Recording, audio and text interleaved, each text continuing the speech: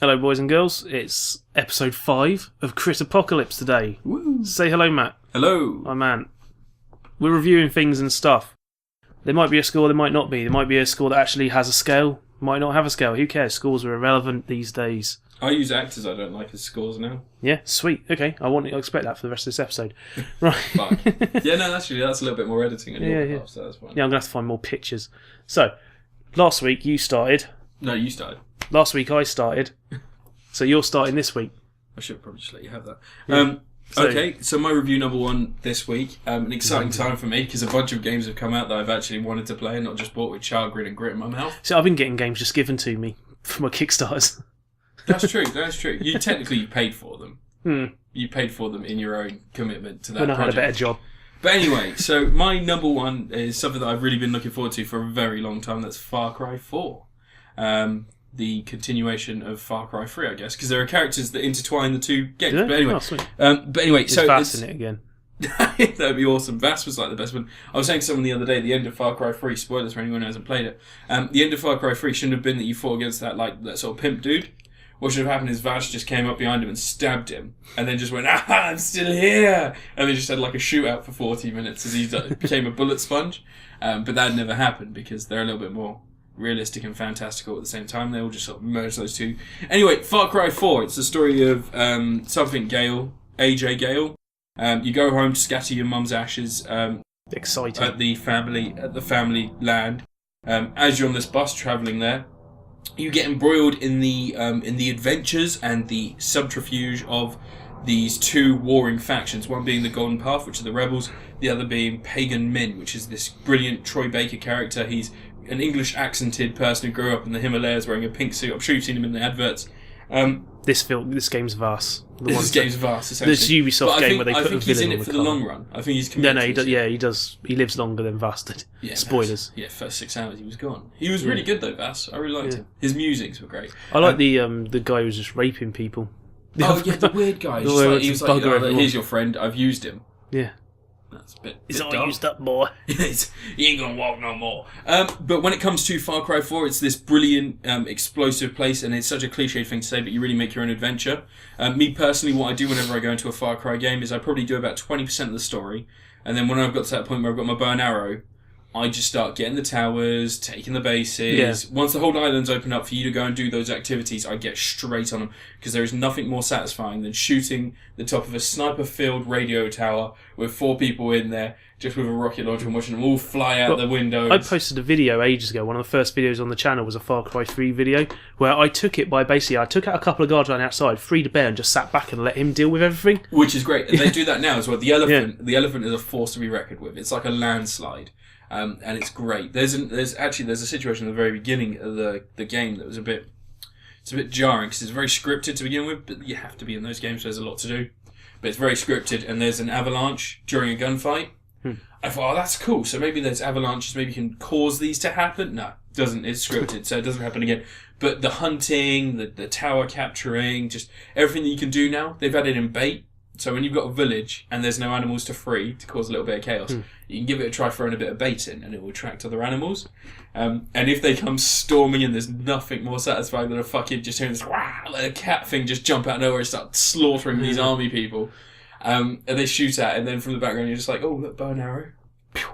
It's something about being Rambo in these games, it's just perfection. I think Far Cry 3 and 4 both have the best mechanic for a bow and arrow. Yeah. Like when you miss, you don't miss because it's a bad game, because the game's done something wrong. You miss because you're not very good with a bow and arrow. And pulling back on the string and everything, it just makes it seem a bit more interesting as opposed to the shooty guns. As much as I complain about laser guns, once you've had 40 different machine guns and they all kill people just as well, you want to go to something a bit different. I mean, you've got Molotov cocktails, you've got grenades, and you've got the fucking bow and arrow. Nice. You can be Rambo for a little bit, just like. We'll just make a Rambo game. A good Rambo game. Yes. Let's not say a Rambo game because there's. Oh, Rambo 4. You want Rambo 4? Yeah. That's a great film, wasn't it? Yeah. I just want half of it to be him driving a boat down a river. you bring your guns. Yeah. You ain't killing people changes you. Yeah. You taking any guns with you? No. You ain't curing nothing. But no, I give Far Cry 4 a very strong 8 out of 92 million. it's the reverse effect with that number, though. So the lower, the better. It's very close to being perfect, but it's just I've heard that shy of 92 million. The computer AI has a weird obsession with trying to shoot the birds. Like sometimes they'll just start shooting at them, and they'll ignore you and just shoot the birds. There are eagles that randomly attack you. Yeah. And I can't stop the eagles from attacking me. They just come down, peck a couple of bars of health off, and I'm like, oh, you prick. And then I pull the bow and arrow back, and I fire. I just never hit it. I was watching a video where someone was he was taking on a group of rebels on the side of the street that are driving along, taking on a bunch of the bad guys anyway, and they just suddenly started ignoring him because there were some eagles flying overhead, and they were all just freaking out shooting. He just stood right next to them, watching them shoot the eagles. I had a very experimentative moment in that game where I tried to find out if a rickshaw could kill a rhino. Yeah. It can't. Oh. Yeah, they've got that realism down. But no, it's a great game. I highly recommend it. If you're into shooters, you want something a little bit different, but very similar to Far Cry 3, I will say that it's almost beat for beat the same sort of scenarios that you find in that. Same game.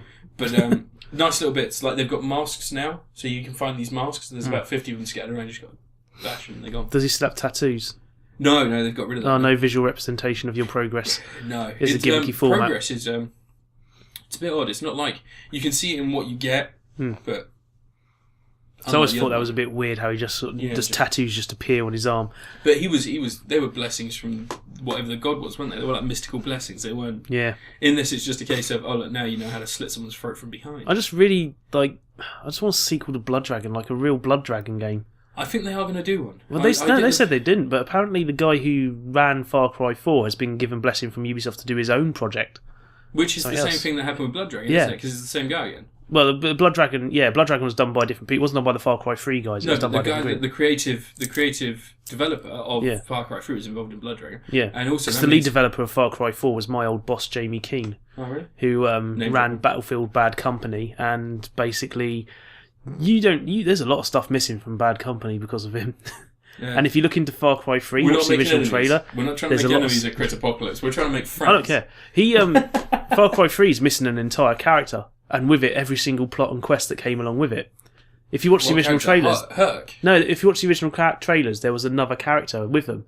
They had another person that they were touring with, and there was a gameplay demo showed where it was involving that character. Oh, what? So and it was completely cut from the game. So like a co-op style thing? No, another person. You know all his friends that he rescues in the third game? What I mean is, would it have been like a co-op style scenario? So we play the game with that person? No, it would just been another stage to the game. Another character that he rescues and brings back to the cave. Who really cares? That was the worst part of the game, was the story.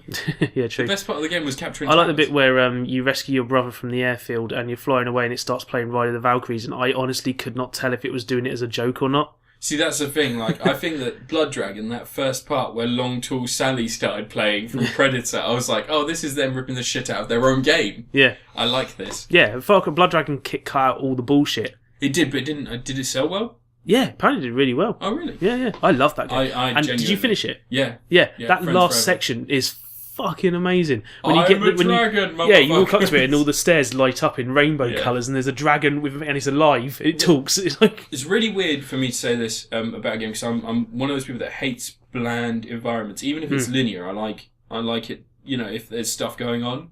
Yeah. So imagine if there was a Call of Duty game that had the hard-boiled attempt at, like, you could jump through windows and shit. Yeah. If there were like 3 corridors that were all joined and you could go, I would like that more than just one corridor, and it means something was going on. With Blood Dragon, one of my favourite sequences is where you go down the smokestack. I don't know if it's a smokestack or a massive elevator, and there's about 6 blood dragons down one end, and you've just got like your bow and arrow and whatever else you had, and you've basically got to get out of there. That's right before the last boss. Yeah. And I fucking love that. Don't you get the Predator-style blade thing, don't you? Yeah, you do, yeah. And you have that whole mission where basically you're just knocking people's heads. That game was fucking amazing. It was a great game. Yeah. Tongue-in-cheek. But yeah, so 8 shy of 92 billion, which would be the perfect score. No, remember you had to name actors. You have to rate it with actors that you don't like. Oh, yeah, so today I'm going to rate it with actors I don't like. So I would give this... It's just shy of a Tom Atkins. I'd say this is a Michael Fassbender. Yeah. It's artsy, but really you can see below the surface it's just a fucking laugh. It's having a laugh. You enjoy him, but occasionally he'll show his cock and you don't want that. No, I'd say the cock was the story. Because Tom Atkins won't show you it. Yeah, Tom Atkins will definitely show me his cock. Have you seen The Mist? I fucking love Tom Atkins. It's just shy of a Tom Atkins. I give it a Michael Fassbender. I rate it very highly. it's great, it's enjoyable, and often it will surprise you even when you don't expect it to, because there are little situations where you're like, oh, I need a picture of your hedgehog just to confuse people when you see Tom Atkins. Chuck my pet hedgehog on the fucking dude. Yeah. Should we put some hedgehog pictures? That probably gets us a few extra views. Yeah, I'll time it for the middle of the video so it comes up as a thumbnail, like Vsauce does. What we could do is, instead of the technical difficulty sign, we could just get a picture of my hedgehog's face. Just like... Do you know Vsauce, like, they write the entire scripts for the episodes based around what's going to be the middle frame in the video so they can make sure that that's the thumbnail that appears, instead of just making your own thumbnail. Huh. Yeah. No. Like, that's the old trick of chucking some boobs in the middle of your video so that everyone goes, boobs! Oh, I just... yeah, I should do that. I just splice in bits of porn. I need to just start playing Dead or Alive Beach Volleyball. Oh my god, they're doing that on Game Grumps. I was watching that. Yeah, I was watching that a while ago. Yeah, they finished it eventually. Anyway, it's your review. Yeah, what's going on? I'm going to review first. Let's get WWE Summer Survivor Series out of the way. The pay-per-view that was on last week. This is where I shut up. Yeah, well, you were going to do Supercard, but you know. Yeah, no, they're more pertinent things. But you want to make sure you've fully got all the depth of that game out of the way first. Yeah. Yeah, I'll give you all the depth. It's Top Trumps. I know it's Top Trumps. They've added some new wrestling moves to it. It's got China. Your guy can do a backflip now. The card. Oh, really? Yeah. One of the moves that knocks the guy to the ground does a backflip.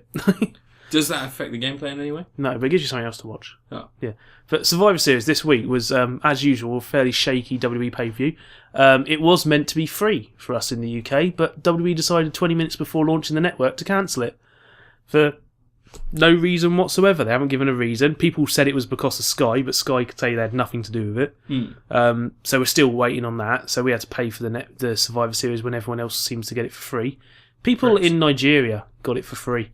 All right, now stop picking on the Nigerians. Yeah, but there's African countries, which we're meant to say are third world countries, that are getting WWE Network before us. The second biggest market for WWE. Despite Bob Geldof's attempts at saying that it's a fucking ruin of a place. It's a nice place. Right? Really nice. Rwanda's really nice. But yeah. Rwanda's really nice. Yeah. Rwanda's lovely. Apart from the history. Yeah, and Congolese. But it started off with I think it started with a tag team match. I can't remember, but it was a tag team fatal 4-way tag team match. Standard stuff. It was fairly decent, but there was 2 matches on the card that were actually good.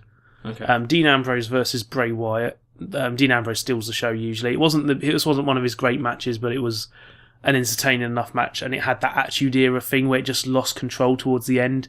Ends in a disqualification, and basically there's 5 minutes of them just throwing weapons at each other. And Dean Ambrose buried him under ladders and chairs. Basically, the match being a setup for next month's pay-per-view, which is tables, ladders, and chairs themed. Okay. So it was very attitude-y mess sort of thing. When you're describing this, I imagine the orange tint to cameras you get in apocalypse films. Yeah. Just a pile of ladders, and then someone's hand reaches out, just like... That's how dramatic it gets, man. Don't give them ideas for their adverts. Don't give them just reaches up and somehow gets the belt, even though it's like... If they can have any chance to make their adverts look like films, like WWE will jump at the chance. I want to direct the... I really want to direct the Dead Space movie. I'd really like to direct that. I think I'd be good at that. Yeah, they've said now. They'll probably hire you. Guys, I've not got any official directing credits under my name, but if you get me a decent second director or assistant director or whatever it's called, second DP. Yeah, if you get someone assistant director, just make sure that I'm not going nuts and That's not what they do though. Most assistant directors just shoot black background plates and. Well, that'd help. But no, I would genuinely like the chance to film Dead Space. I think I could do it. Take me up on the challenge. At the very least, it's like what. It's a good bit of marketing. I mean, they let Brett Ratner make films. And I've seen Batman and Robin. No, he did X-Men 3. Did he? Yeah, Batman and Robin's Joel Schumacher. Oh, yeah, Joel. I get them mixed up because they're both just terrible. Yeah. They're both just piss-waddled idiots. Brett Ratner's just fucking awful director. Yeah. But yeah, the thing with Survivor Series was the main event was where everything went down. Which was a Survivor Series tag match, traditional tag match. Stipulations being if John Cena's team won, then Triple H's team and Stephanie wouldn't be in power anymore on Raw, so they'd be gone. Is there a hierarchy? Triple H and Stephanie McMahon are running Raw. Is it a monarchy or is it? But they're in charge. They own the company. Oh, really? Yeah, but they wouldn't be in charge. Vince owns the company, but they're running things day to day. I'm assuming she's a wrestler. Stephanie is Vince's daughter. Okay, so they're both wrestlers. Well, she's not wrestling as such. She just she doesn't have matches every now and again. But when she comes into the boardroom with Triple H, do they go in their wrestling costumes? Yeah, he wears a tie. It's a clip-on tie, but no one's sure how it holds on when he's not wearing a shirt. They open up the briefcase, they're just like, alright, so today projected that's how it got works. a pen between her breasts, just like in case she needs to write. She could hold one. He's got one shoved up his tight buns. He could put one under his breast as well. No, he just puts one in his tight buns. Yeah. Oh, but if Cena lost, then everyone on his team except for Cena would be fired. Because Cena's too valuable to the company. They always say they're doing what's best for business. Did they get fired? No, basically, Cena's team eventually won. But, spoilers, not before Cena got eliminated after Big Show turned on him, because that's what Big Show does. He changes from being a bad guy to a good guy every 2 weeks, because I think that's his gimmick. Now, fighting diabetes. Basically, he's being thrown back and forth between everyone who has to work with him. Eventually, people have to work with Big Show sooner or later. It just happens, and you get saddled with him. But, basically, Dolph Ziggler ended up being the one guy left on Cena's team against 3 opponents, and he eliminated 2 of them, and it was getting really bad, and Triple H was doing everything to screw Ziggler over, knocking him out, punching out referees and stuff, and trying to get one of his crooked ones in, and all this. And then, all of a sudden, after all the rumours, Sting turns up. Which I saw a picture of. Yes, which I posted on my Facebook. Yeah, spoilers. But, Sting turns up, beats the shit out of Triple H, drags Seth Rollins, knocks Seth Rollins out, and chucks Is Dolph Seth Ziggler Rollins related to Henry Rollins? I wish he was. He's not, though. No. But, and then Ziggler wins the match, which is quite a good thing for Dolph Ziggler, because he's a fucking good wrestler and deserves a bigger spot on the card. Can you be good at wrestling? Yeah, it takes a hell of a lot, man, to be a performer. It's like, you don't need to be able to take a punch. You watch a Vladimir Kozlov match and then watch a friggin' Dolph Ziggler match and tell me which one's good and which one's bad. See, my problem is I never got into this side of the sports, the physical sports side of things. Like, all sports are physical, I guess. But the sort of the arena-style wrestling or fighting sports, I always like UFC, I like boxing, I like kickboxing, things like that. And when people get hurt in that, there's explosions of blood. But when people get hurt in WWE or WWF or whatever it's called now, Raw? Is it Raw now? It's WWE, isn't it? Yeah. Whenever someone gets hurt in that, it's almost like people getting hurt in football. They're sort of like, oh god, my leg. Well, they're selling it, but then they might get real injuries. You know when a real injury happens in wrestling? Yeah, because someone dies. Yeah, because they stop the match. Ultimate Warrior never comes back. Yeah. He didn't sell that. He sold that heart attack friggin' strong, man. He fought a flight of stairs and lost. I fucking love Ultimate Warrior. I miss him. No, but they, like... Yeah, if someone gets injured in wrestling for real, you can usually see it. Like, they'll work for injuries, that's the thing. Like, yeah. But that's one reason CM Punk left. He did a podcast yesterday, came out, I like CM where he was Punk. talking about why he left WWE. Turns out he was actually fired. Oh. He left and said to them, I'm not doing this anymore, I'm going to sit out my contract, I can't be here anymore. Yeah. Because he's an independent contractor, he doesn't owe him anything, he's allowed to leave whenever he wants. Yeah. And that's the thing that fans seem to have a problem with. They can't grasp the concept of someone wanting to leave a job because it's shitty. But what he built from was 3 months of him saying, I've got a lump on my back, asking the doctor to check it, saying it's getting more and more painful. Yeah. And he was like, oh, it's just a calcium deposit, it's just a fatty deposit, it'll be fine. He walked out of WWE, a couple of days later, goes and gets another doctor to have a look at him, and he says, oh, that's staph infection, you're probably going to die if we don't lance it right now. And he has it lanced and done. And then WWE tried to deny him his royalty checks, and they sent him a notice of being fired on the day he was getting married, which they would have known about because he's marrying AJ, who's a diva in the WWE. Yes, I have AJ the card on WWE. Yeah, lovely young lady. She's quite attractive. Yeah, she's tiny. She's only about 2 foot tall. Like, about that. So you're a midget. Yeah, about that, yeah. That draws in, we'll talk about that more when I talk about Dragon Age. Yeah. But yeah, it's like Survivor Series, though. It was propped up by one good match and one really good, because the main event was excellent. It felt like, I like it when there's a back and forth and you don't know where it's going and it keeps shifting. Like, no one would have thought Dolph Ziggler would be the last one left on the team. No. I thought after he lost World War II, he would have retreated into hiding for the rest of Ziggler. Yeah. Herr Ziggler. Yeah, Ziggler. Yeah. But, Frau Ziggler. But it was like a solid-ass pay-per-view. Yeah. And well, it sounds like it was worth the cost, regardless of the fact that $14.95. I feel sorry for any Americans who don't have WWE Network. Like, it's friggin' $59.95 over there. That's how much they charge for a pay-per-view. They get fucked on that front. Yeah, we get it a bit better. But at the same time, on wrestling. We were promised it for free this month, and 20 minutes before it was due to go live, gone. That is shit. That really is a shit. bullshit. I wonder why that happened, though, because they say it was possibly because of Sky, or do you think they realised they'd be making I don't think Sky had anything to do with it. No. I don't think there's contractual things to do with it. I think it's entirely because they... find out if he had the same issue, because it might have been... Because he's got the PS4. Is it the network all over the UK? You can do it on everything. You can put it on any system. Because apparently they put the network download on Xbox Live and everything. Oh, really? But, they said it's while they're looking for partners. I think what it is they're looking for people to host it in the UK. And whoever it was they were meant to do it wasn't capable of it. We can host it. You need more than just a 3 terabyte hard drive to host the WWE Network. No, we could. they could give us the stuff. We'll just host it. Imagine how warm this room would be. I could, yeah. I've like just supercomputers in here. Just be like, look, I've got a spare room. My cousin's. I've got 150 meg internet. It'll be fine. Yeah, just be like, my cousin's currently paying for the spare room, but we'll get rid of her. You pay her rent. No, I'll just put them in there. I won't just... Looks like you're being approached by a bunch of really shitty Daleks. Yeah, she'll wake up in the morning and be like in The Sims when you built a wall around their bed.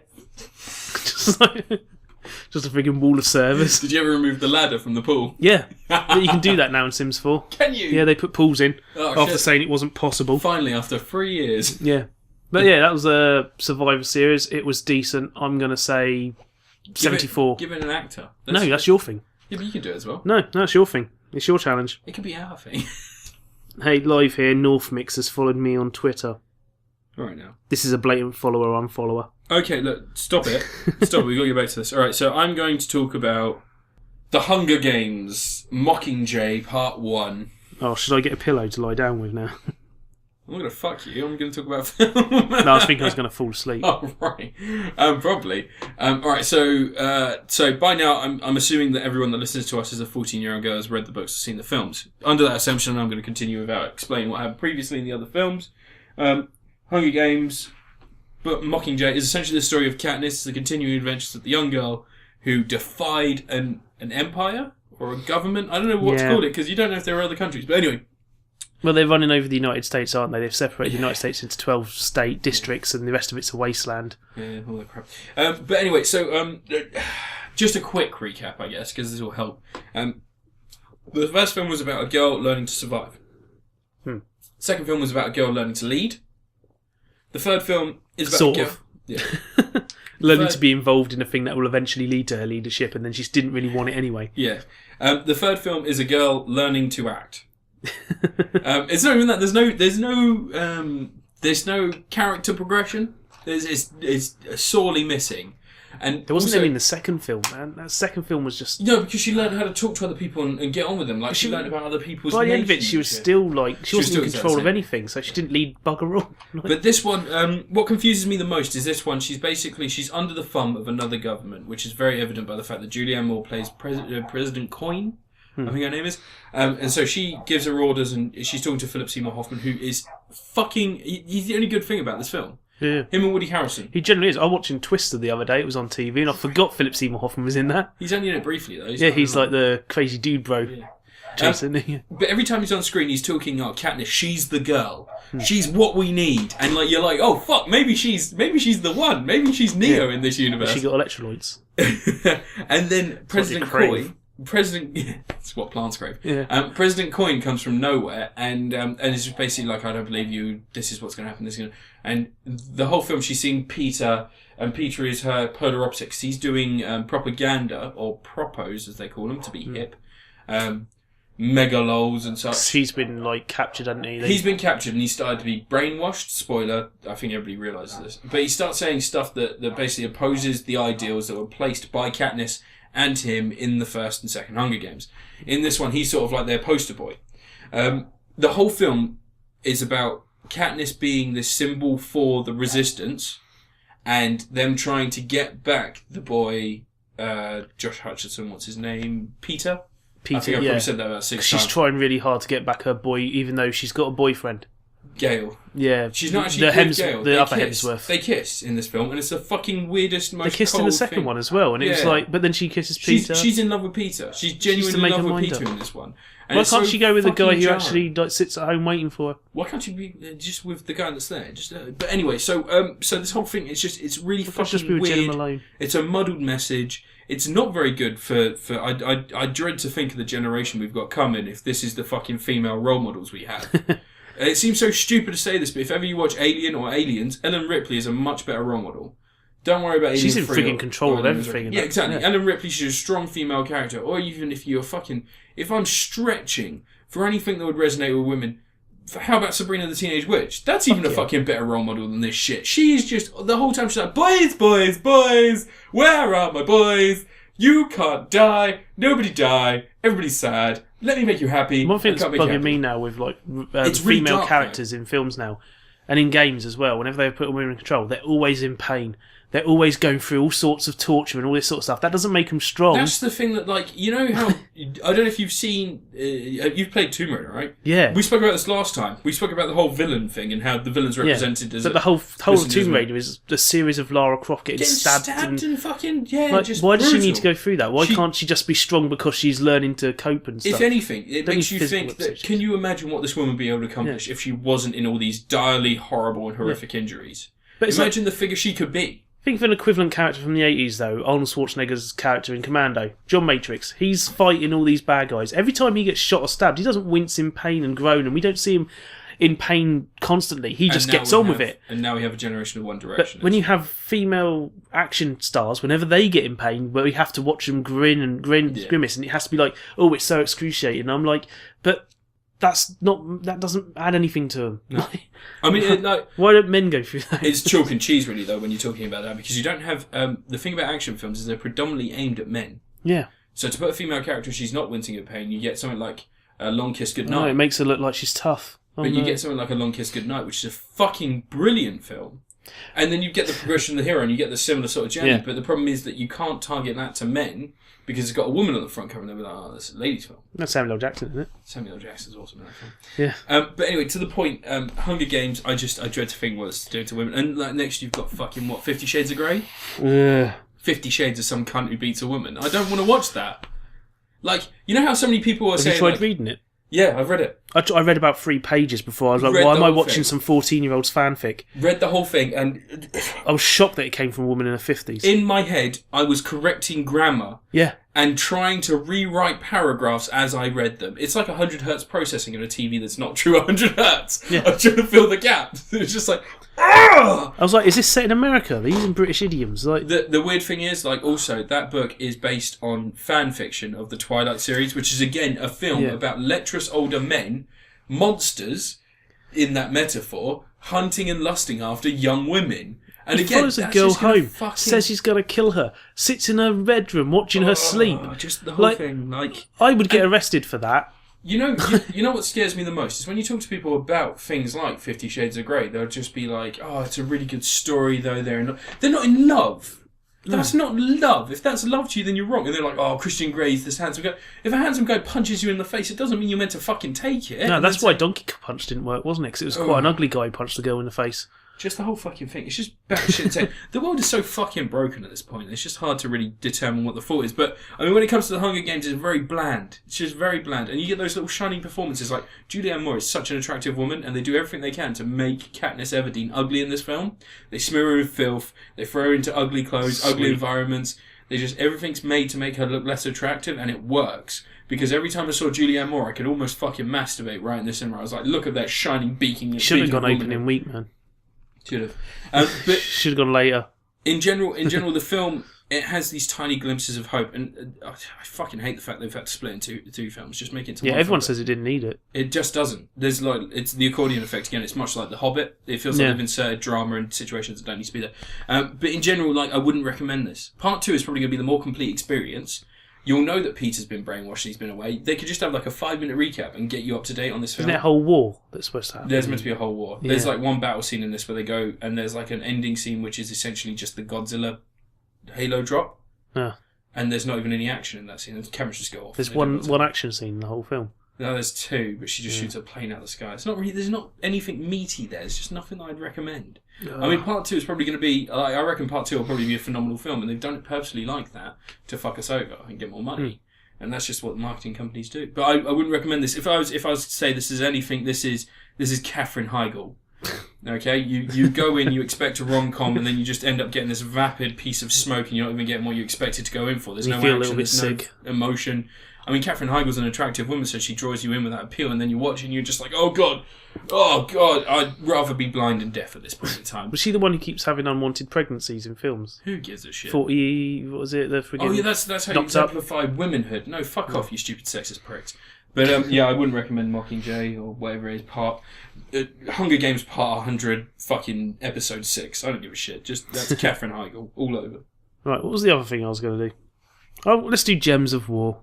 What? Gems of War. Okay, I don't know anything about this. It's a free-to-play iOS and it's coming to Android soon. Like one of those free play games. It's basically Puzzle Quest. Okay. And I did a video of it the other day when I'm playing it, and it's got the usual things that I hate, like the $99 friggin' diamonds you can buy because it has to be a premium currency. Do you watch Game Grumps, don't you? Yeah. Did you see the one where they did the Amazing Island one? No. And they had to get it. Amazing World. That was it. And they had to call his dad to get the password because they forgot the password immediately.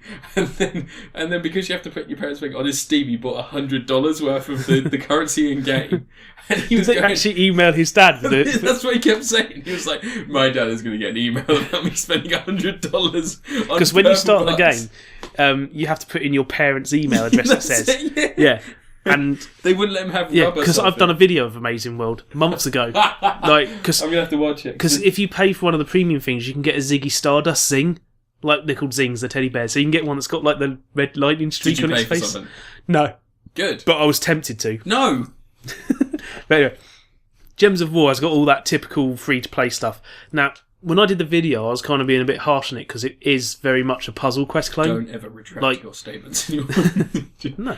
But after playing it for a bit, I said about it's got the whole, the whole taxing your game time. Yeah. You know when you have like a certain amount of energy that you can play for, you're gonna hear anyway. You can open the can. But you know how they always do something in free-to-play games where it's like, oh, you can play this many games and then you have to wait for your energy to respawn or whatever bullshit like that. Marvel Heroes game. Yeah. Marvel Hero... No, not Marvel Heroes. Marvel Puzzle Quest. What's the card game? Oh, the card game. Oh, Marvel Superheroes, yeah. Yeah. This one's got, like, you get a certain amount of money and each game you play costs... So far, I've found it seems to go up by 10 gold each time.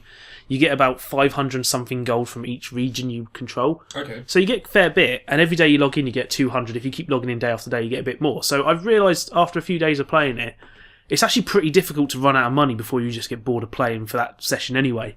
Is it aimed at kids? It's just a straightforward puzzle. It's very much Puzzle Quest. It is very, very Puzzle Quest level. That's a really weird business structure, isn't it? But the gold on it is like, you don't really run out of it that easily. Your average game, you'll probably earn about a third of it back anyway from each round, and if you match 4 gems, you get a little bit of gold back each time anyway. Oh, cool. So it does have a system in place where you could potentially run out of the gold you've got, but it would take a lot of work to do it. What would you actually spend the gold on? Just gameplay? Just gameplay, yeah, playing time. There is something else you can buy, I think, custom parts for your character, costumes and stuff. Aesthetic show. Yeah, but that should be what you charge the premium for, rather than... Because the diamonds in it are for getting cards and things like that. And what do the cards do? You basically this is the thing that makes it a little bit different to Puzzle Quest. I quite like. In Puzzle Quest, you have different magic spells, and if you match red gems, the red magic gets built up or something. Okay, yeah. The way this works, you have a series of cards which are your teammate characters. Yeah. So you have a squad of 4 characters. You can also, every time you unlock a new region, you get a banner, and each banner for each region changes what bonus stats certain cards will have. Okay. Because each card's associated with a certain region. Yeah. But this is what's really cool, which I discovered as I was Magic playing. the Gathering, kind of. Yeah. But as I was playing on, I started noticing something really cool, is that the way the magic works, instead of going to instead of just filling up a red mana bar and you spend that magic on the spell, it goes to, let's say you've got 2 characters who use red magic. Yeah. It will go to the one who's on top first before it goes to the second one.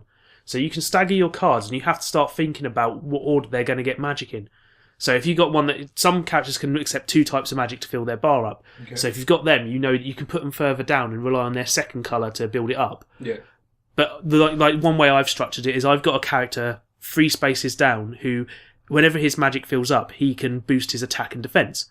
So if my main card goes as your main attacker, because the others never have as much attack as your main card, if he goes, I've got one buffer in between him that I can use to gradually build him up stronger. So you put them in reserve and then charge their spells and then bring them out for the next game? Well, by the time that second one's been killed, my third guy's doing 11 damage per hit and he's got way more health than anyone else. I get it. And my third guy on the list can give you 2 attack and 2 defence.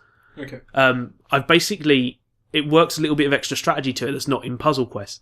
The only thing I have noticed, though, the game is so blatantly chucking the good stuff towards the computer characters. Every time, and I'm seeing every single time I fill the grid and it's rearranged, it's set it up so the other player can either get a 4 gem or it can match an attack skull. Okay. And it uses skulls to attack, which still bugs me. This is the thing that makes it say it's really ripping off Puzzle Quest, is because logically, if you're going to attack an enemy, swords would be the logical thing that you would attack with. Yeah. But you always attack using skulls. That was a puzzle quest thing. Yeah. And this uses skulls to attack with. You match the skulls and you do attack. So it's a pretty blatant rip. Yeah. It's practically identical. I actually think a lot of the artwork from the cards has been traced over from somewhere else as well. Some of it looks really familiar. Okay. And when you win the game... Is it like the... Studio Ghibli style art? No, it's all very Magic the Gathering, World of Warcraft. See, that's what I'm thinking, because, you know, what was the Studio Ghibli film, the one with the gods? The Earth gods and shit. Not Princess Mononoke or whatever it was. Earth gods? Which one? Yeah, it was like one of their first films, like one of the first big ones. Nausicaa. That was all bugs. And there's Laputa, the castle in the sky, but they don't really have gods or anything in it. No, it's like I remember distinctly the image that I remember from the film is like a giant dragon made of earth. No idea. No. Lost it. But this game, despite being a massive Puzzle Quest clone and having full of the typical free-to-play stuff, the fact it isn't taxing your time too badly that you can keep playing it, it means you can actually play the frigging game. The more regions you unlock, the more gold you get. So you're going to be, every single day, you're banking on. You'll get like 500 and some gold from each of them, plus whatever you're starting. So the further you get, the less likely you are to ever run out of gold. Yeah. So it ends up being a game that's like actually quite a decent Puzzle Quest clone. It's a better Puzzle Quest game than frigging Puzzle Quest Galactrix and Puzzle Quest 2. Yeah, but the problem is that you could say that Tetris clones are better than Tetris because the first Tetris was the best one. But what they do with Tetris is a bit weird. They've got an investment going on with them, haven't they? Every Tetris game has to have the functions that were in previous Tetris games. Really? If they think they were worthwhile, they have to include them in the next Tetris game, which is why online play is always there now, which is why you always get Cascade mode, because they have to be there. But it's actually quite a decent game. I'm quite enjoying it now that I've played a bit more of it. So to start off, you're a bit trepidatious because of all the gold and the currencies and the fact it's a complete clone. Because I would love it if someone would make some original games on iOS, but I know that people want to make original games on iOS now, because the moment they do, some other guy rips it off a week later, offers it for free, and makes money off the advertising. Yeah. Look at Flappy Bird, man. Well, that guy made millions. Yeah. But I mean, I see what you mean. Definitely. But yeah, it's all right, but it's just the same old thing. But it is actually a better Puzzle Quest game than most Puzzle Quest games are now. Yeah. For the same thing, it does have all that same you do an attack, and it's like outstanding. Yeah. So this is just a free-to-play game on Steam. Yeah, it's on Steam, it's on iOS, and it's coming to Android. Okay. I mean, is there anything that you would recommend over this that's free on Steam? Marvel Puzzle Quest. Once you can get over the opening part of it. Okay. Similar thing, but really most of those free-to-play puzzle games on Steam aren't particularly great. No. There's a lot of tripe on there. In an interesting segue, what we should do is, because you've played a lot of the free-to-play games, you've done the videos, is there anything that stands out to you that maybe is in a different genre that you would recommend from Steam? Infinity Wars is really good. It's a card game. Sort of think somewhere between Magic, Yu-Gi-Oh! And Hearthstone. It's got a lot of elements of each. Okay. But one thing that makes it unique is all the cards are animated, which is quite a nice touch.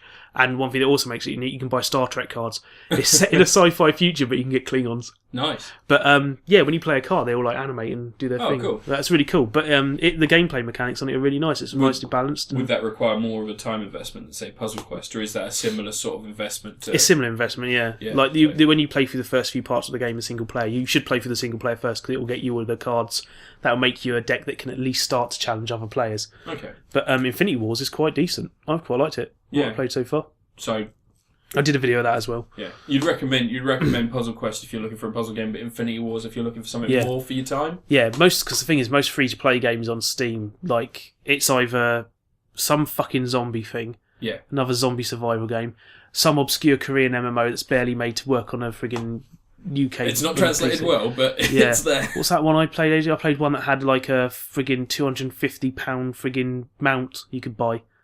At least they translated the money over to pounds.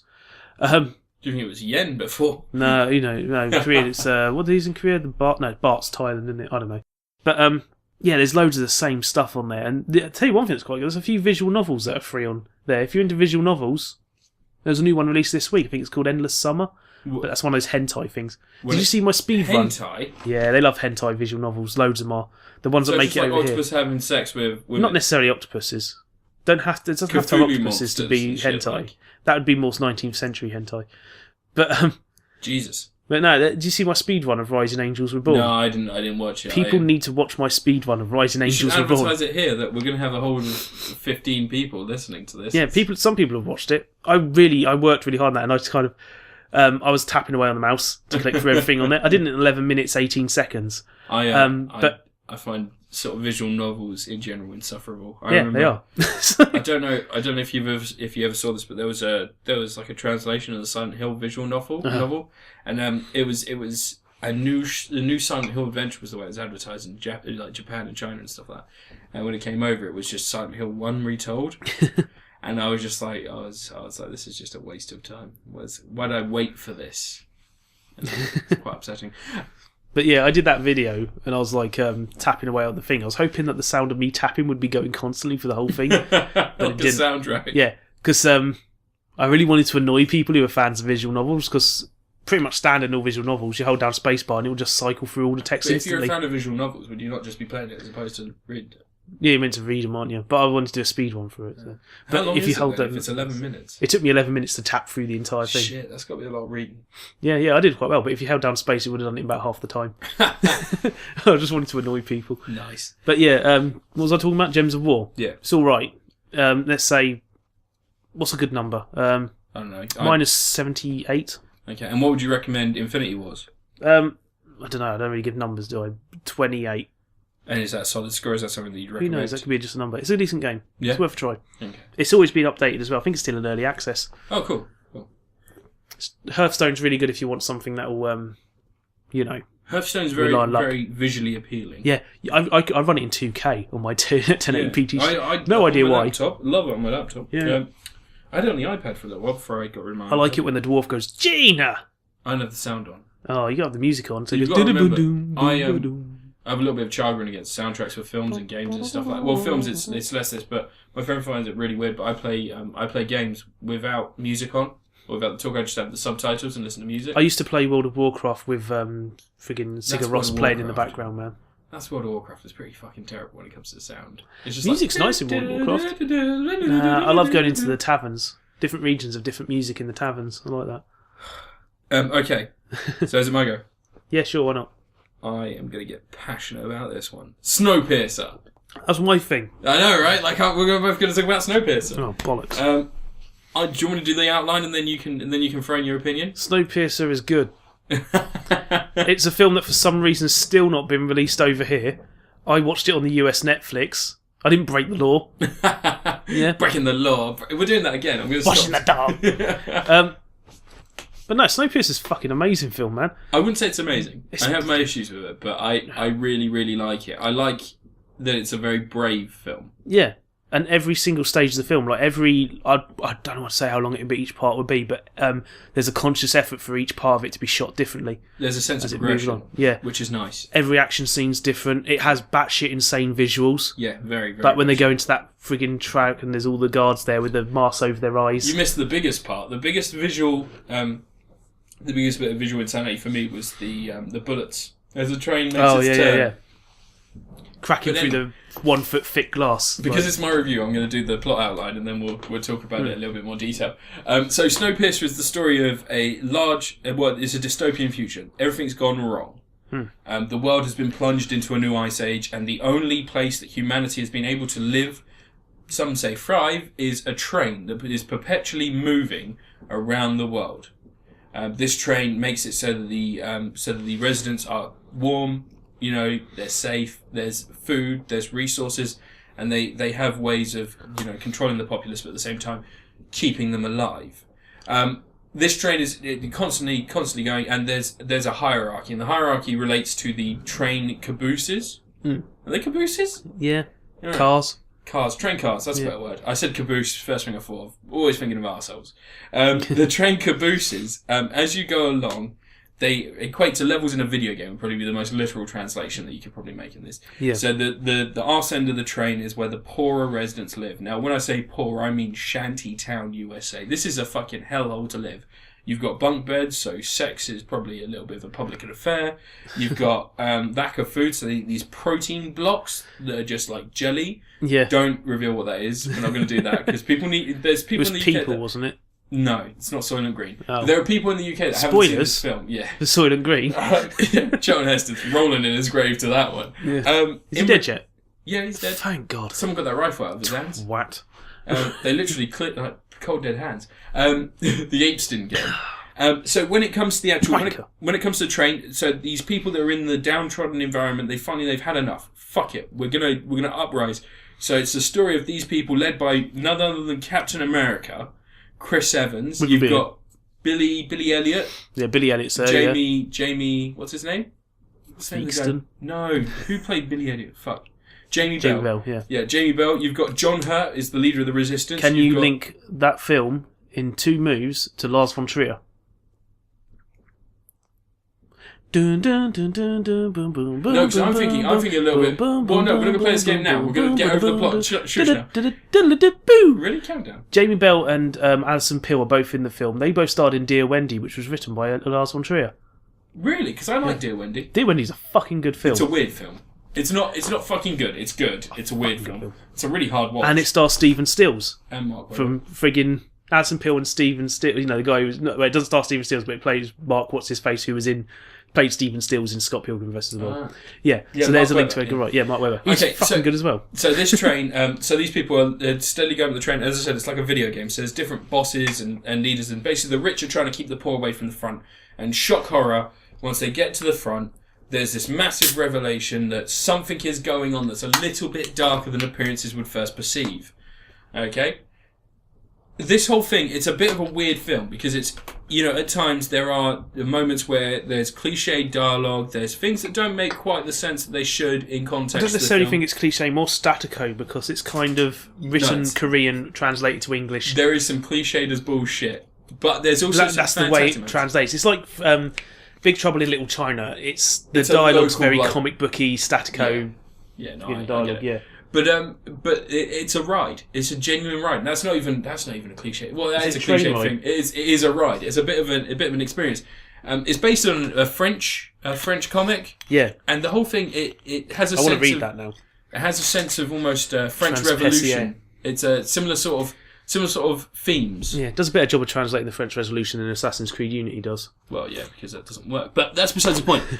When it comes to the actual story, I mean, Chris Evans goes heads and tail into this. And again, this is another film that makes a very pretty lead. He's a very attractive man. I'm not gay, but I'd probably stick him one. But it has... Just a tip. Yeah, just a tip. Gently. Are you going to pay for the dinner tonight?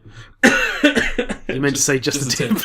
Just a tip. Archer, brilliant. But it does a very good job of just going, all right, well, fuck it. This is one of GQ's world's sexiest men or whatever the fuck it is. Yeah. Let's smear him in mud, chuck him a beard, and just. Do you hear what they had to do to try and make him look slimmer? What? Because he had to look like. Oh, yeah, because he was bulked up from Captain America. Yeah, wasn't he? They cut the sleeves off his jacket and stuff like that, and took the lining out of the coat and all this, so it would hang tighter to his skin. And things like that. They made his clothes a little bit smaller than they're supposed to be, but fucking.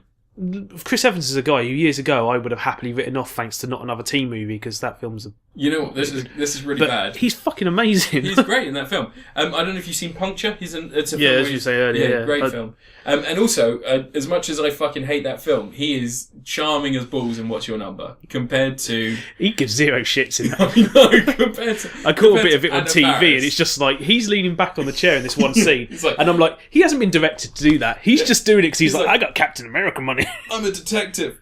Oh yeah? Yeah, whatever. Yeah, fine. Tell me he's really good in that, in, you know, the film's terrible, but Losers. He's the one saving grace in that film. Oh, no, it's not called... Oh, yeah, no, it's called The Losers, yeah. Where they've got that whole sequence where he breaks into the building and he's like... No, it's like the business building. He gets to the top and he holds his fingers out and he's like taking... Yeah, and the guy's sniping. Yeah. No, actually, that's actually quite a good film. That's another film. It's not a great film, but it's watchable.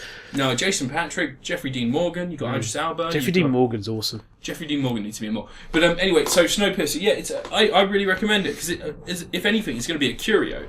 And the fact it hasn't been released in England makes it slightly harder to find. And yet we can get on a train. We could go to London, get on a train, go to France and buy it there. And it will play on our players. And it's in English. It's fucking insane. But it's a great film. It probably costs us less than buying it when it gets released here as well. Probably. But it's a very good film. I was surprised as well. I mean, it's got... we said this earlier. We were talking about lines in the film. One of my favourite lines. And this is uttered by Captain America. Spoilers. I'm not going to spoil it. I'm not going to tell you the context of lines delivered in. I'm just going to say that It's fantastically done. Quivery voiced, the beard, the tears rolling down his eyes, the beads of sweat where he's just suffered. It must be like... And you find out what he's gone through before he effectively meets God. Yeah.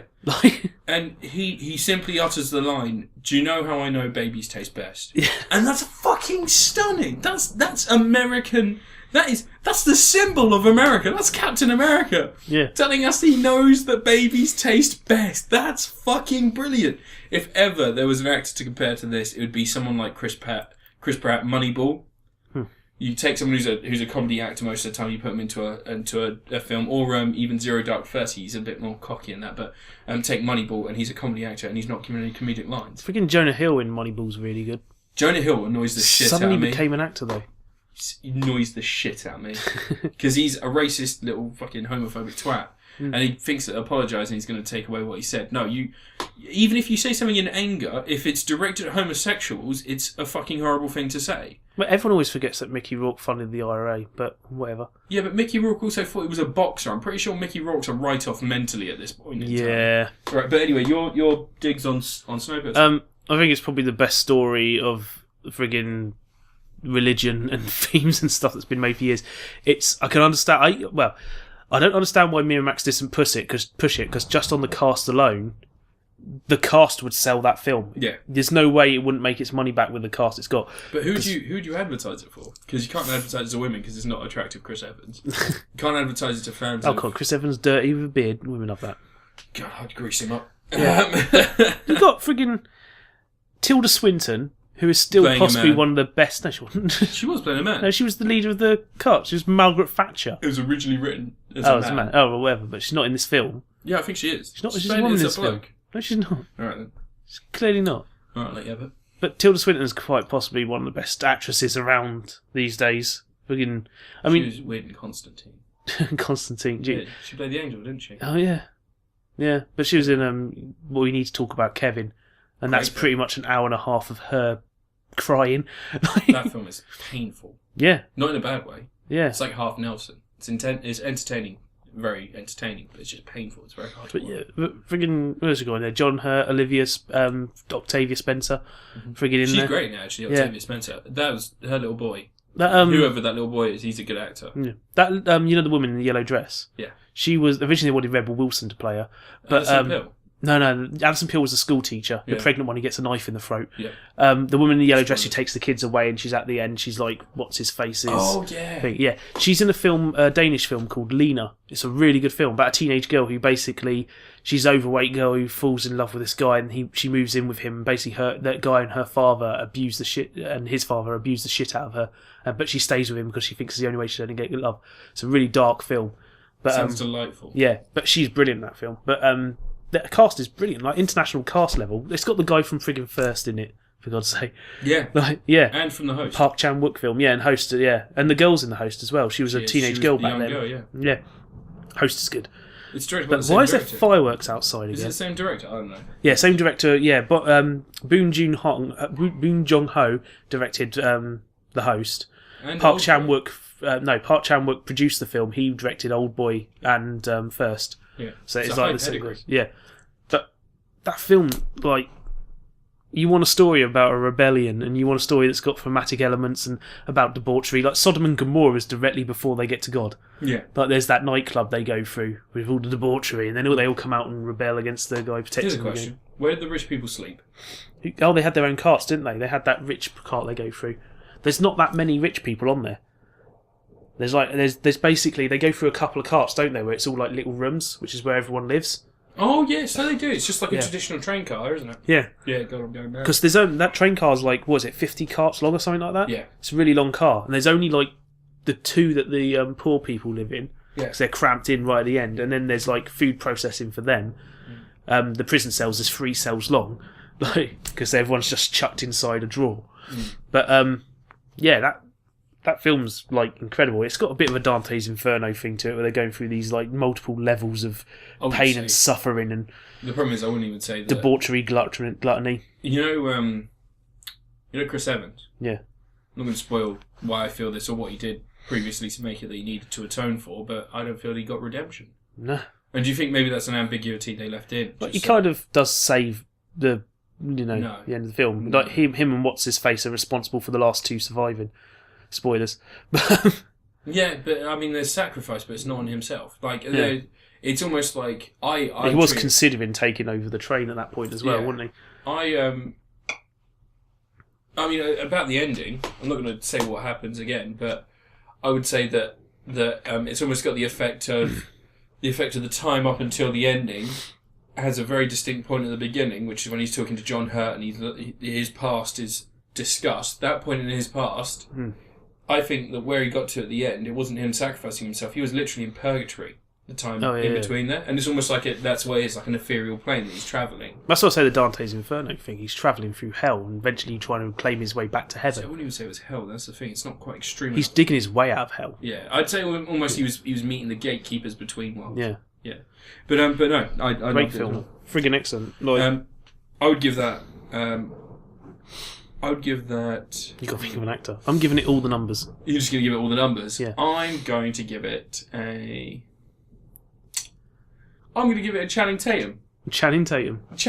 It's a pretty film. Lofty reward. It's a pretty film, and if you give it a chance, it will surprise you.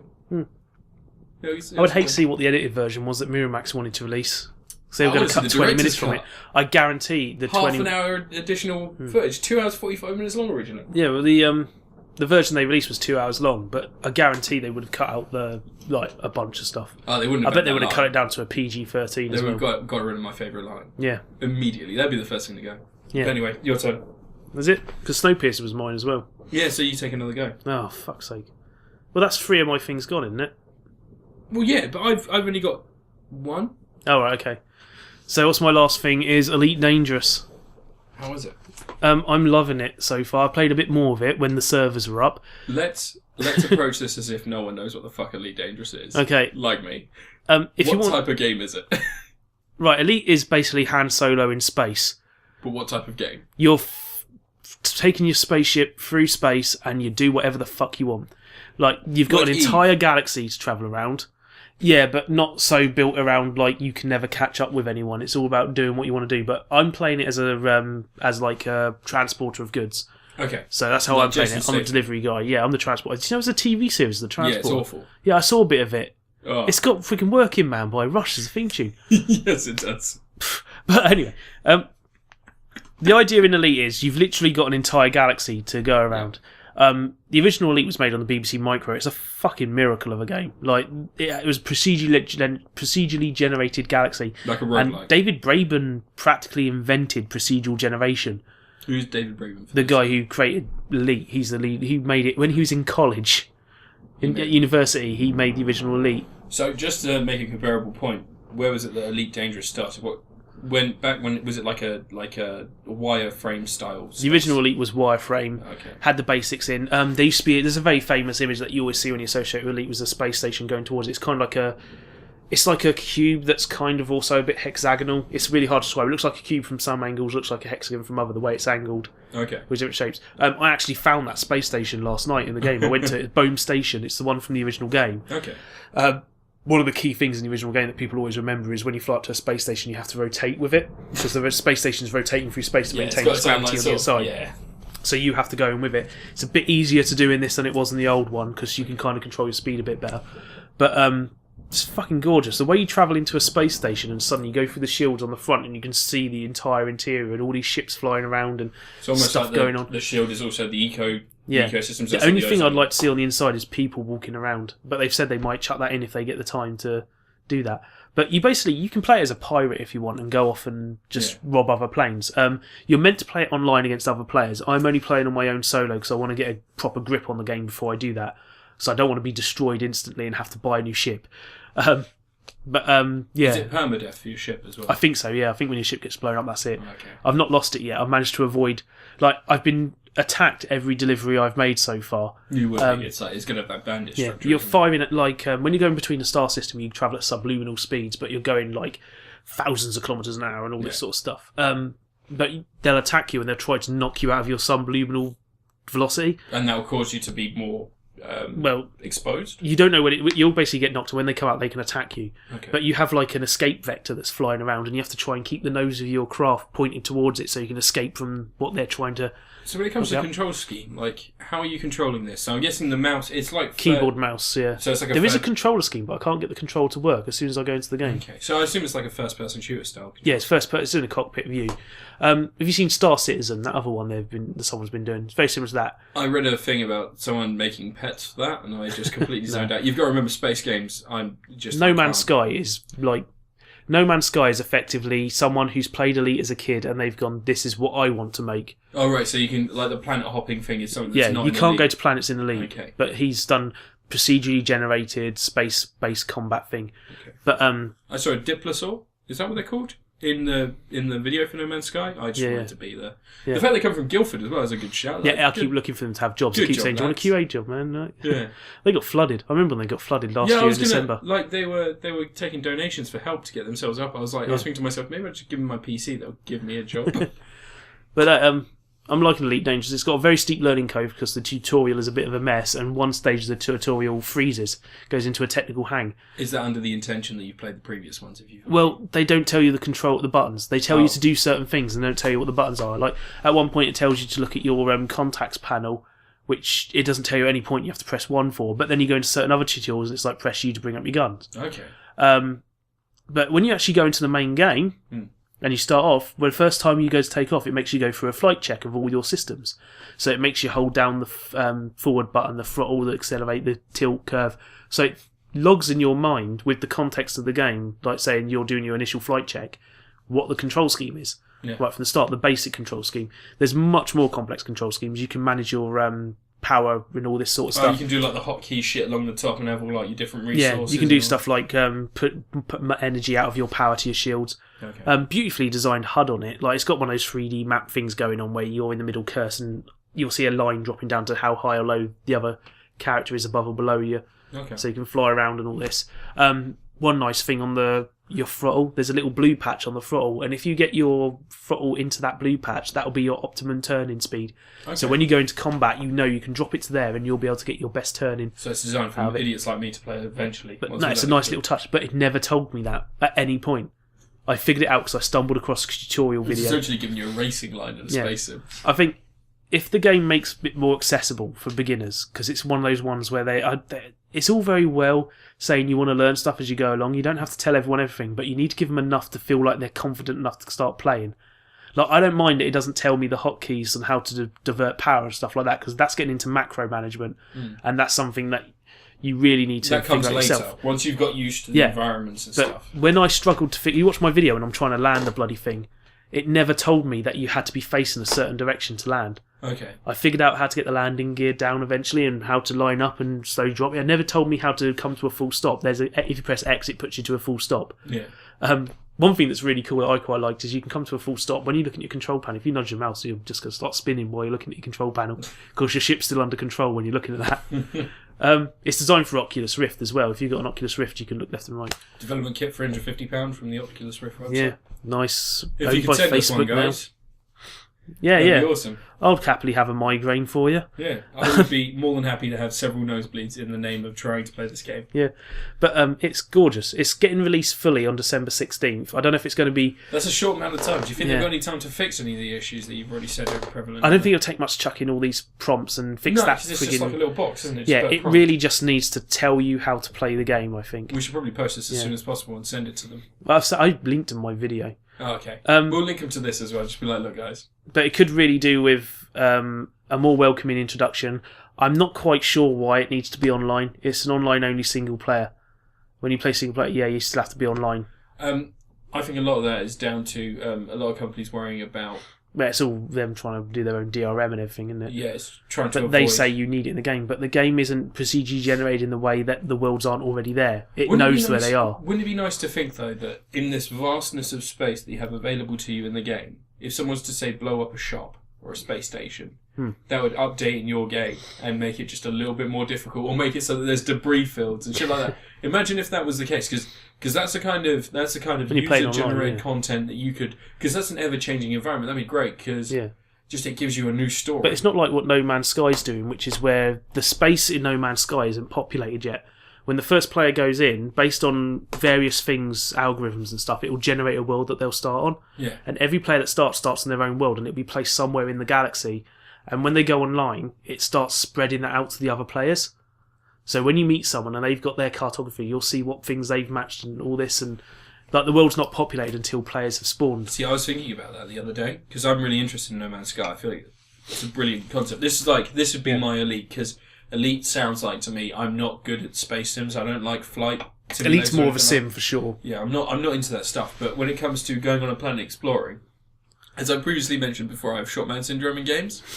So as soon as you get to a planet, you see like some giant Yeti monster that's in front of you, and you're like, all right, what have I got? Just throw your gun. 6-shooter. Got 6 shots, let's do this. And then just like go at it as if it's like something I could easily take down. I love that. Yeah. And I'd love to think that these worlds that they place you on will be according to your character. Yeah. So if you're a rogue, you're on a planet where stealth means you live. So there's like an environment that's quite deadly, but you learn the ropes of how to survive these environments by living on that planet, and then it gives you a tutorial based on your style on that planet. That'd be awesome, because you can imagine that. I think you play it however you want, though. In Oh really? Sky, so there's no. I don't think there's going to be a class system. I think it's going to be you define how you're going to be. But I mean, if they ever introduced a class system, feel free to credit me with this decision. But you could make it so it was like, do you know? Have you seen The Princess Bride?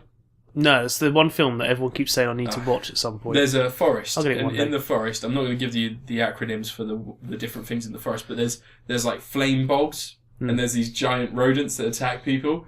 And once he's walking her through it, and he's like, well, we seem to have the quicksand down. The fire bogs make a clicking sound before they go off. And the giant rats, well, we just need to stab them. And it's basically like, imagine if you were raised in that environment, how you would turn out. And those are the skills that you'd use to search these other planets. And I think that'd be awesome. I think that'd be really cool. But yeah, I'm just liking what I've played of No Man of Elite Dangerous so far. I keep taking up your time. I feel bad. I keep talking too much. But no, it's a damn tough game to get into, but looks gorgeous. I had to run away from a dogfight the other day because the ship that was attacking me was way too outclassing me. I couldn't even get through his shields. See, this is why short man syndrome doesn't work in these games. No, but you can jump. You can do a jump. When you try to jump, if you're in combat, it takes a lot longer. But yeah, it's properly good. Like the spaces are ridiculous. The amount of the hugeness of the galaxy. If you don't mind me asking, what tier did you enter into on Kickstarter? How confident were you? I chucked 25 quid on it, so I got to reserve my commander name, Commander Space Monkey, and I got 500 credits to start with, which obviously at the time I was like, I don't know how much that's actually worth. Is it not? No, and the first mission I did gave me 2,900. So yeah, it was worth nothing. All I could buy was like a monocle. Like an Eve. I could buy a thing that I chucked onto my ship, but it got rid of my cargo hold space, so I couldn't carry anything, so I instantly swapped that back. Sold it for less money. You can buy star charts, which is quite cool. Once you bought star charts, you'll know where they are, and you can travel to other systems. I haven't done that yet. No. Because I haven't done into hyperspace. Hyperspace is a bit more like you're going to spread out to different areas, and I want to kind of... It's more like Lost in Space, the remake. Yeah, I'm quite happy living in my sector right now. But you'll go to space station. Like the space station I went to last night had no missions I could do there. Do you get to wander around? No, you can't get out your ship. It's all like... It's not like Fantasy You Star dock, Online. you go in, and you bring up a terminal for the thing. You go to the black market. When you go to the black market, it has a thing saying, yes, I would like to buy illegal goods. But yeah, Elite Dangerous is good so far. Let's give it a 12.6. 12.6. Okay. Yeah. What's your last thing? My last thing? Oh, this is exciting for me. This is... I've actually... Oh, shit, I just realised I've got 2 things left. But that's fine. I can drop one. Yeah, no, it's fine. What have you reviewed so far? I haven't done Dragon Age. I thought I'd done Dragon Age already. I've got Dragon Age and I've got Castlevania, but I'm going to do Dragon Age because it's current and that'll get do Dragon Age. So I've got Dragon Age Inquisition. I am going to admit right now I never played Dragon Age 1, 2 or Origins. Yeah. Never played Origins any of those is games. The first one. Origins is the first one. Yeah, which is breaking the rules, isn't it? Because you're meant to call your prequel Origins, aren't you? I thought Origin... No, the first one's Dragon Age Origins. No, because Origins came out after Dragon Age. No, Dragon Age Origins is the first game. Oh, shit, alright. Yeah. Anyway, so I've got Dragon Age Inquisition on the Xbox One. Everybody knows here that I talk about Xbox One games because I am... The one person in the UK owns one. Yeah, I'm in an affluent area, I'll have what I want. Gold-plated Xbox One, of course I'll fucking own one. But no, Dragon Age Origin, I mostly got this because my brother was interested in it. This is a really weird story because I wasn't interested in this whatsoever because I have tried to play Dragon Age. Yeah. And it's not the most easy to get into game. It's kind of boring as shit, I thought, the first one. Yeah. That's the only one I played, though. I didn't play second. I've only seen people play it. My roommate Tom Had it when I used to live at 127, and it looked fantastical. It looked like there was elves and wargs and whatever else there are in these fantasy games, and people had bows and arrows and shit like that. And after talking about Far Cry 3 and 4, you could probably assume that I started as a rogue archer, mostly because I think I'm charming, and I like pointy sticks that fire from a bit of string. So I jumped into it, and I just felt weak. I just felt weak, underpowered. It was really difficult.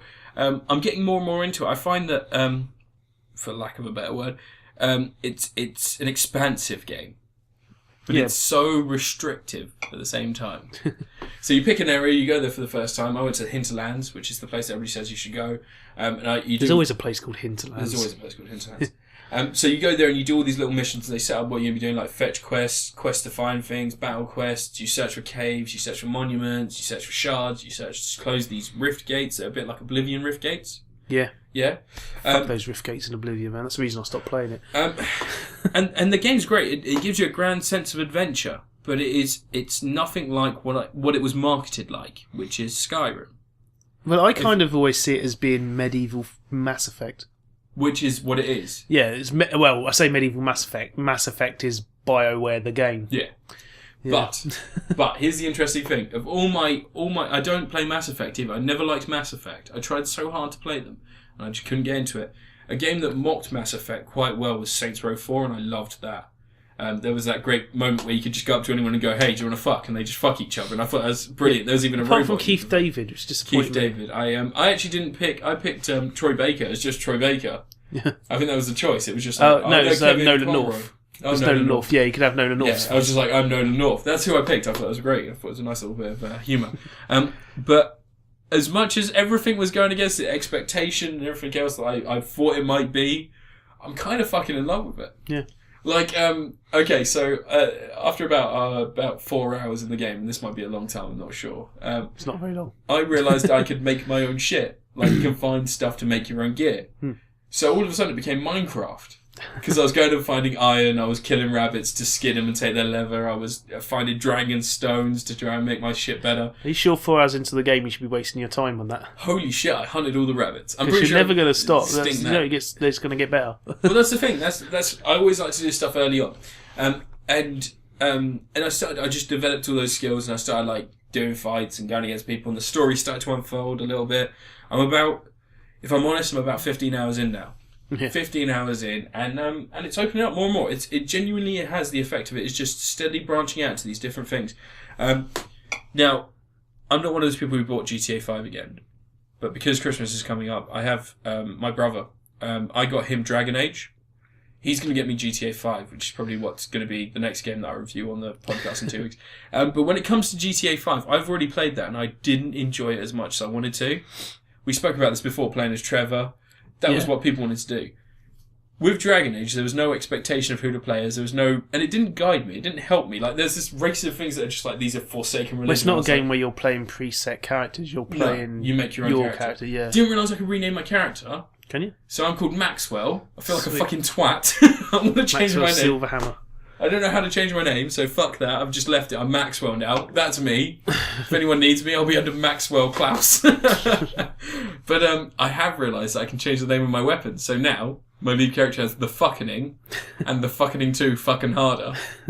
I've got the Smusher, the Stopperer, and the Dragon Dildo. I'd name them all Bastard.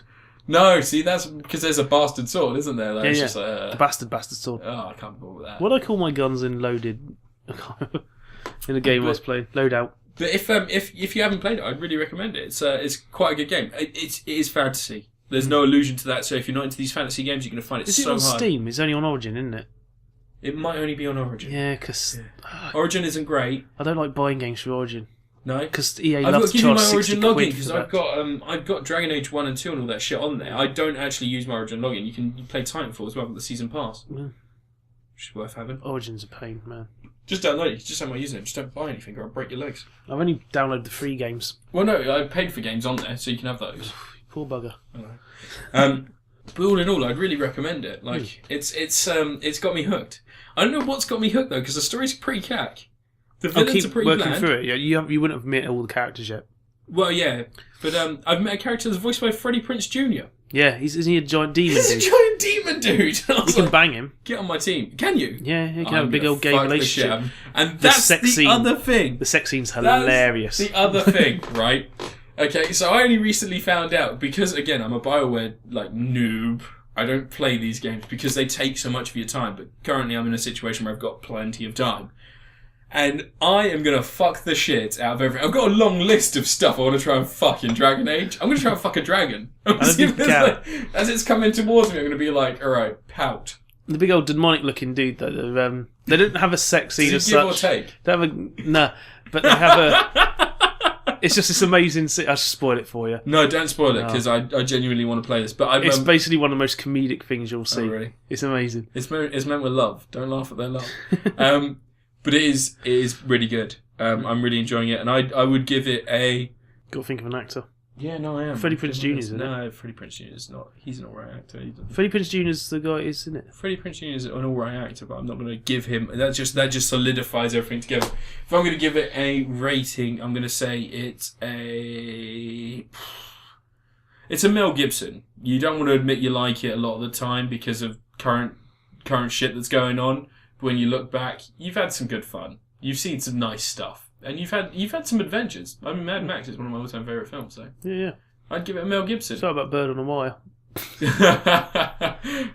What was the one where he's a hairdresser? Is it Bird on a Wire? Where he's a hairdresser and Kurt Russell's trying to chase him and Goldie Hawn's. Oh, that's... Yeah, Bird on a Wire. There's Bird on a Wire? Yeah. Great film. Yeah. Isn't there like a cave, like a Goonies-style cave at one point where they're trying to get treasure? Possibly. Oh, shit. What's that film that Kurt Russell was in where he was Captain something? Captain Ron? Yeah. With Martin Short? Yeah. Great film! It's a work of art. It is a work of art. One thing, because I've got something left over, I mean, we're at 1 hour 15, I don't know if you want to carry on, we can do a discussion quickly. No, you still got to do your last thing.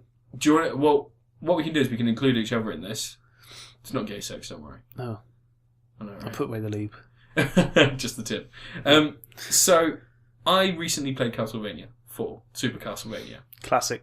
I played this in preparation for the last podcast, if anyone listened. We talked about Rondo of Blood, and I didn't even know this game existed. I thought that as soon as Castlevania 4 ended, it went into that obscure RPG shit that I don't care about. Yeah, Symphony of the Night onwards, yeah. But I kind of want to play Rondo of Blood, so what I did was I went back and I replayed Super Castlevania 4. There's 2 Rondos of Blood, though. I know there are. There's the Super Graphics FX and there's the PC. But the PC engine and the SNES one. There's a Mega Drive version. The Mega Drive one's Castlevania Generations. That's the only Mega Drive Castlevania. Okay. Alright. So I've got to play either Turbo Graphics or S. The PC engine version is the proper version. The PC CD one, that's the proper version of Rondo of Blood. But the SNES version is like a different alternate reality game of it. Okay. But the SNES one's really good. Damn good game. Alright, well, I'm probably going to play the SNES one in that case. But when it comes to Rondo of Blood, in preparation for this, I played Super Castlevania 4 all the way through. And there are moments in that game that you don't experience in gaming anymore. Yeah.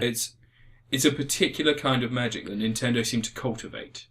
Yeah, the Nintendo don't do it anymore. No, not anymore. But I mean, what actually say? It used to be that it was a small team. Like that. Yeah, but that's Nintendo's own thing. Yeah. This was Konami. It used to be on Nintendo consoles. The games that were getting released on their consoles were of a certain standard a lot of the time. There was a lot of crap, but there was a lot of these games that just had ideas. Yeah. And I think it was because they were much smaller teams, and like the lead designer would have had a much more of a hand in what was going on, rather than it being a thing where they've got their idea and then the publisher's like, well, you have to include this, this, this, and this. It was a case of they could do what they want. Like, you can whip the whip around any way you want in that game. Yeah. And it's the best weapon. Like, none of the other weapons you get are better.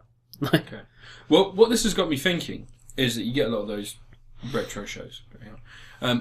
I love Super Castlevania 4, but in getting Super Castlevania 4, I had to do it in a slightly shifty way. Because I own the game, but I don't own a SNES right now. Water damage has slowly and steadily killed my SNES.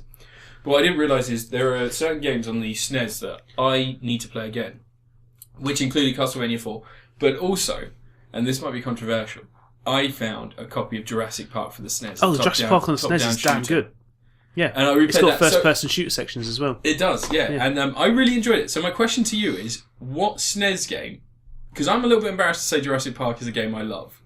I genuinely enjoyed that from start to finish again. What game would you say you're embarrassed by that you like on the SNES, but you would say is still a good game? You'd still defend it. I'm embarrassed by any games on the SNES, man. They're fucking gold. Biker Mice from Mars. Biker Mice from Mars is a fucking good game. You're not diss Biker Mice from Mars. All right, let's put that away. When it is so much literally rock and roll racing that it may as well be rock and roll racing. We have this discussion every other podcast. Yeah. But you have to, like, is there a game that you would recommend to people in retro gaming that you feel is great? Because I'd recommend Jurassic Park wholeheartedly. See, the one I usually recommend on the SNES is extremely difficult to get hold of and very expensive, but if you can find an emulator of it, Hagane is a fucking amazing game. And what is Hagane? It's kind of like Thinker Strider with Contra's difficulty. That sounds awful. It's so difficult. It is so tough. But it's one of the rarest games on the SNES. My mate has a box copy and he lost it. Like, he has no idea where it is. How much does this go for? About 400 quid. Holy shit. Yeah. I was looking at my Secret of Mana on the SNES nowadays is selling for 150 quid on Amazon. I was looking at it the other day. I was thinking about buying that, and it's just like I've got it over there, boxed. Yeah, that's insane. With the map. But one door, the flaps on the side, one's come off. Oh, yeah. Shit. Gunstar Heroes on the Mega Drive sells for about 80 quid now. I've got that hit underneath this microphone. Oh, really? Yeah, boxed. Don't tell people your address. No, that's probably the outcome of this podcast. But I'd recommend them. I was giving my friend recommendations the other day because she bought a Retron 5 for her husband for Christmas. Sexy. Imported one from America. How much does she love her husband? Because I'd marry her. She has a habit of buying things just because she can. Just because, like, she sets her heart on it. If I put a price tag on my chest, do you think she'd buy me? No. You're lying. But, yeah, I got to get Pocky and Rocky, and I've told her what sort of ones to look at, like Pop and Twinbee and Parodius and things like that. With things like the Retro 5, I think it'd be good if we did like a little retro section. I mean, that's the main reason I asked the question is more for my own investigative sort of there's all sorts of stuff you can find on the SNES. I know, Shadowrun, the original Shadowrun game, man. But like, you know how things are quite prevalent. Like, I would, if it was a Mega Drive, I'd be in my element. I could fucking name games for days, legs for days, games for days. I love Shakan.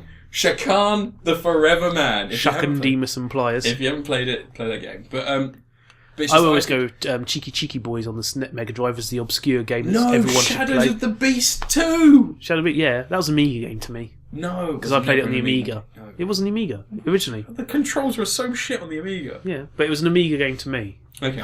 But I mean, like, in regards to it, you would say that things like Secrets of Mana, some of that's quite well known, but there are other games as well. Like, if you can get it, Chrono Trigger is probably the best RPG. Chrono Trigger is a great game, but you can get it for the GBA. It's on DS. Yeah, I've got it over there. Which is relatively cheap now. It's about £10. Yeah. Well worth getting. Probably the best SNES RPG, I'd say. Yeah. You have to go through the game twice, don't you? You can do, yeah. It's all sorts of stuff going on in that game. You so can I know there's a lot of shit to do with time. I mean, obviously, Chrono.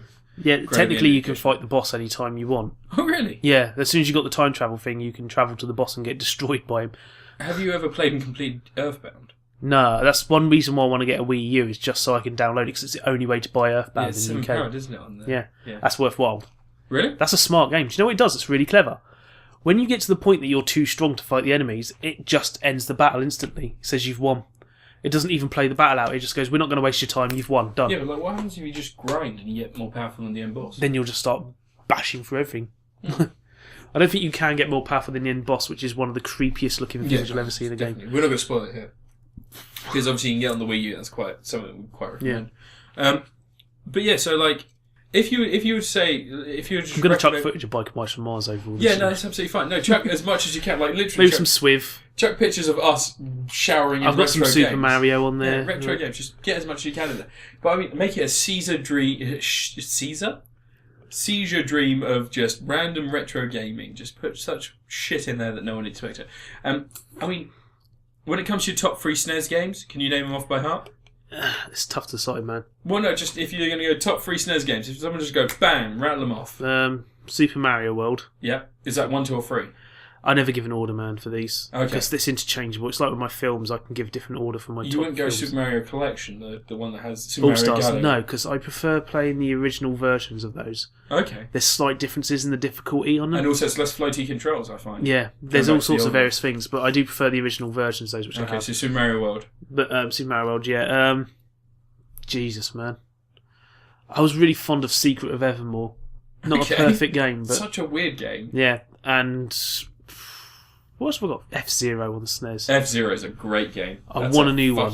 Why the fuck isn't there an F-Zero game on the Wii U? Well, you know that F-Zero GX didn't do very well on the GameCube. I don't care. It was fucking amazing. Did you hear what they did in Japan? You could get a card. Yeah, in the arcade. Save your data. You just go and plug in. That's great. Technically, that worked on the US and UK versions, but you'd never find an arcade machine. Yeah. I'm one of the few buggers who've played both the Mario Kart arcade machines, man.